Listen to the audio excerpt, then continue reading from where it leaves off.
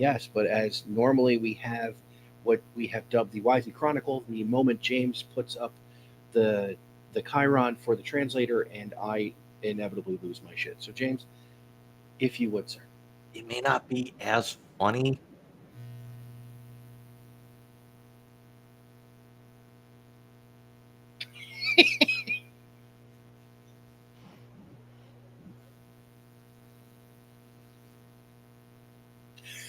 I think of liquor when I drive past a Tesla.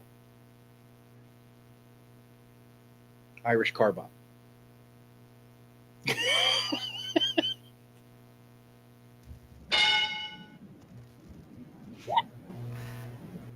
Oh my God. So, James, it is incumbent upon me to give you the first name.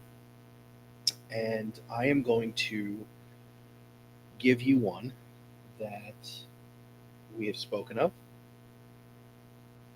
and that you have spoken of with great reverence. James, your first name in tonight's Wisey Translator is newly crowned Masters champion Rory McIlroy.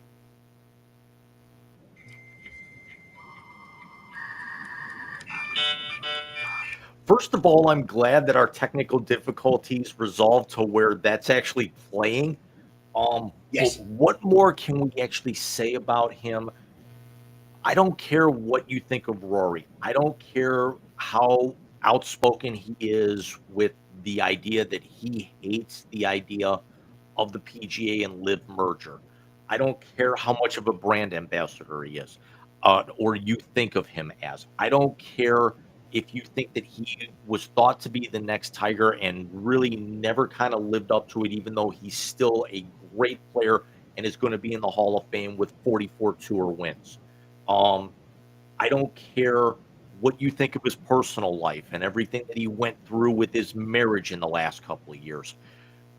If you did not either get misty or regardless of who you were pulling for today, whether it was Bryson, whether it was Jason Day, whether it was Patrick Reed, whether it was Justin Rose, if you did not crack a smile and even at one point choke back something when Rory was doubled over, sobbing his eyes out, and including the entire walk back to the clubhouse there at Augusta at just after 7 p.m. Eastern time, you need to stop watching golf. Well said. Yeah. Michael, your first name in the Wisey translator tonight. Um, he's we saw the close of the NBA season earlier today. For an old man, he certainly actually had himself a little bit of an Iron Man career playing for in all 82 games. I'm talking about the ageless wonder that is Chris Paul.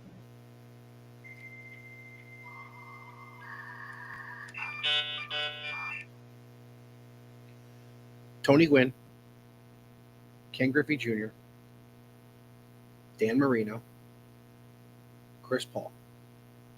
The four best players, in my opinion, to never win a title.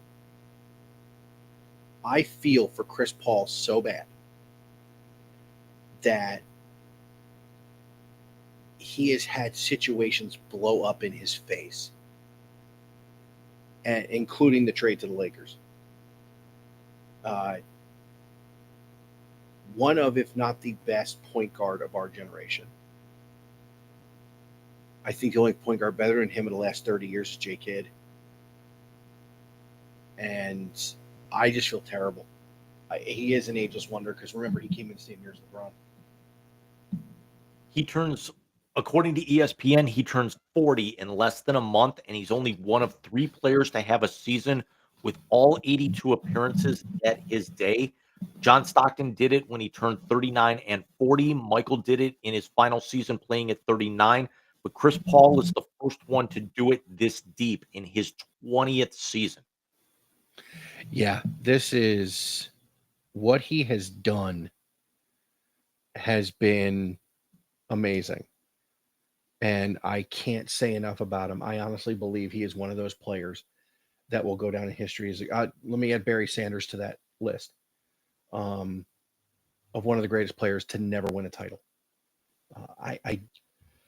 James, I'm going to give you your final name of the evening, and it is one that you and I have spoken about at length. And I'm going to use his actual name now. Your second and final name is the head coach of the 6 seed Detroit Pistons, JB Bickerstaff.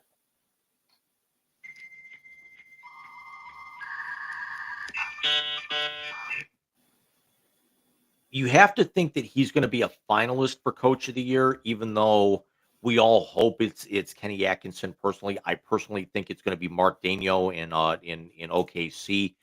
But for the job that he did, taking this from the worst team in the Eastern Conference to the outright sixth seed and a date with the New York Knicks, who quite honestly can be got, even though the Pistons only finished 6 games over 500 and the Knicks are 20 over 500, the 3-6 matchup is always one we look forward to.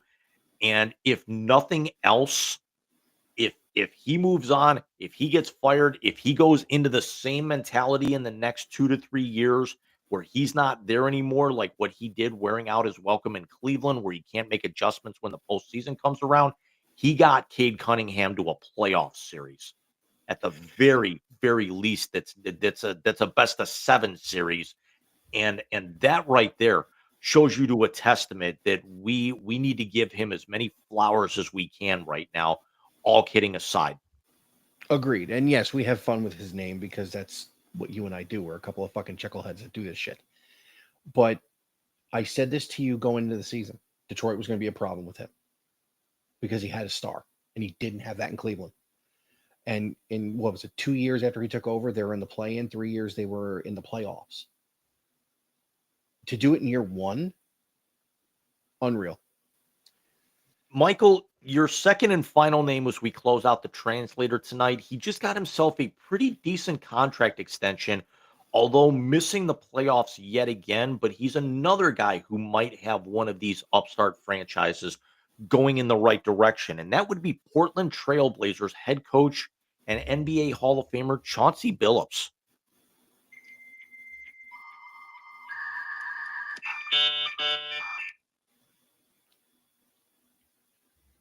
Most point guards will be really good head coaches. He has shown that. He has also shown that he's been the missing piece multiple times. Remember, he was a missing piece in Detroit that led them to a title under Larry Brown, with a no-name in Ben Wallace winning Defensive Player of the Year and beating that Lakers team. He was the piece that got Denver to the Western Conference Finals with Carmelo. He was the piece that went over with Carmelo to New York and made the Knicks respectable again. Chauncey Billups has been great wherever he's gone. I think it's great that he got his extension, but Portland needs a lot more help than just Chauncey getting his extension. The Blazers had according to the ESPN report that I saw before we went on air, he just finished the 4th year of the guaranteed contract that he signed when he took over the job. That we actually thought, did he really deserve to get that job? Remember, there were several people that got passed over for that job. But there's also the Blazers had, in terms of playing time, the 3rd youngest roster in the league. I'm not talking by everybody who signed to their everyday roster, but in terms of the players that actually played and got decent minutes, they're the 3rd youngest team in the draft, and